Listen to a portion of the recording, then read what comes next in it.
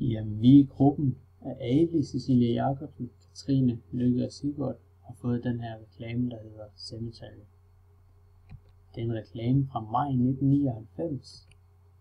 Det er et surrealistisk fotografi, som blev masseproduceret og trykt i diverse aviser. Afsenderen, det er Eastpak, et firma, der producerer mange tasker. De er også meget militærinspireret og laver også noget overlevelsesudstyr. Derfor har vi sagt, at modtageren snit kunne være en, der selv har været i forsvaret eller et familiemedlem eller en bekendt, der har det. Udover det, så kunne det også bare være en, der rejser meget og har brug for noget til at holde sine ting i. Det man lige vil tænke, når man ser den her reklame for første gang, det er, at det er sådan lidt dystert miljø, man bliver kastet ind i. Der er nogle lidt mærkeligt, at alle de her tasker er stillet op på den her måde, som de er. Pænt og fint, mens mange ting udenom, de ser lidt faldefærdigt. Men hvis vi går ind og ser på, hvad vi konkret kan se ude fra billedet, så har vi først og fremmest alle de her pænt opstillede tasker over en hel mark. Så er der også noget, der ligner en bygning, en faldefærdig bygning heromme, og nogle få træer. Der er lidt mørke toner ude i siden af reklamen, mens midten, den cirkel jeg tegner her, er meget lys i det.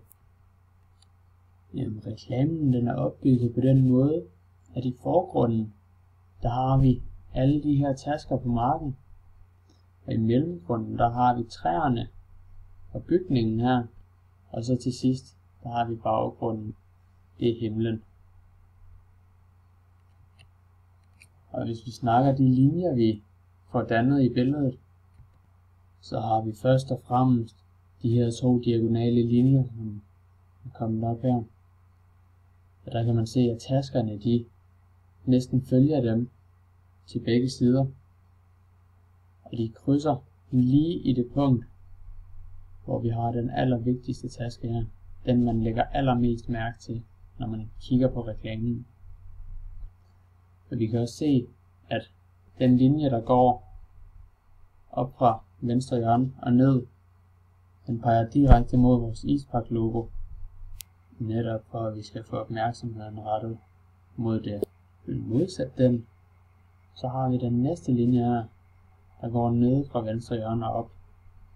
Den fører os nemlig lige hen på den ruin, vi ser heroppe i højre hjørne. Og så har vi også det gyldne snit, som faktisk er med til også at give fokus op på den her ruin ved at krydse direkte i den diagonale linje, jeg lige har snakket om. Og udover det, så er der også inde i den firkant, som det gyldne snit danner, der har vi alle de tasker, som faktisk lyser op, mens udenom, der er de noget mere mørke og dystre. Til allersidst, der har vi også horisontallinjen, og den går lige op fra toppen af alle taskerne, ned for foden af ruinerne af træerne her.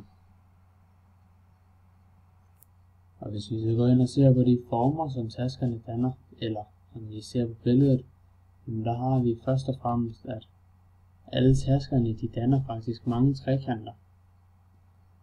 På den måde, de er stillet op. Og nu har jeg tegnet en op for at vise, at de alle sammen faktisk peger ned mod en af de her 3 tasker.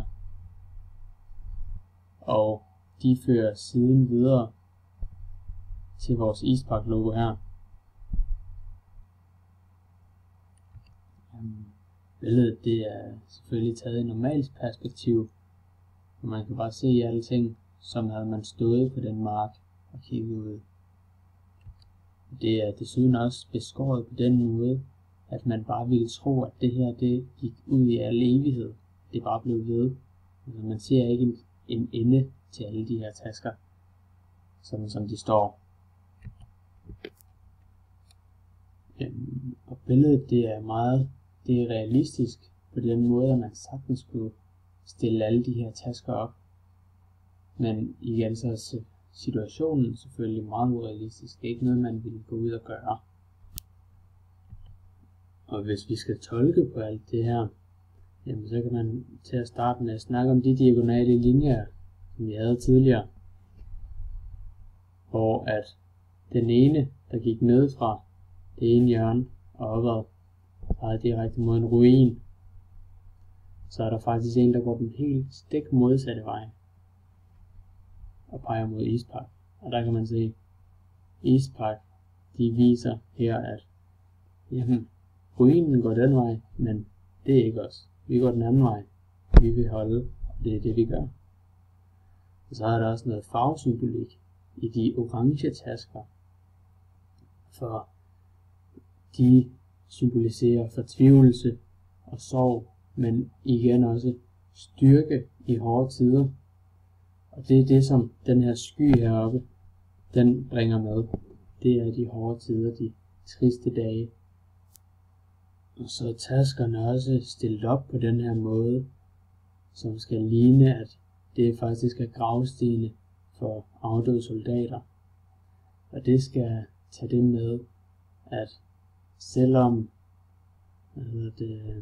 at den her ruin, den faktisk er ved at være faldefærdig, og træerne omkring også er det, at de er ved at uddø, så står alle taskerne faktisk stadig stærkt og holder, og er klar til at modtage al slags vind og vejr, som mange andre ting ikke kan holde til.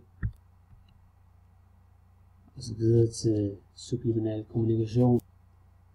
For bare i og med, at man i forvejen kender brandet Eastpark og deres kvalitetstasker, så forstår man allerede bedre det budskab, som de prøver på at smide ud af den her reklame, som nemlig er, at deres tasker, de er af høj kvalitet, og de kan holde hele livet, og meget længere end det.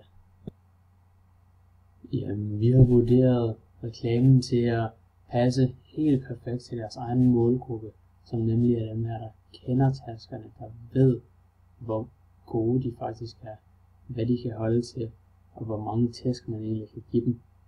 Men hvis man bare snakker om helheden, altså den generelle befolkning, så vil man ikke nødvendigvis forstå det budskab, og det Eastpark prøver at komme frem med, for man vil bare tænke, at det her, det ligner der noget, der bare skal skrottes, fordi det er smidt ud på en kirkegård, eller det, der ligner det.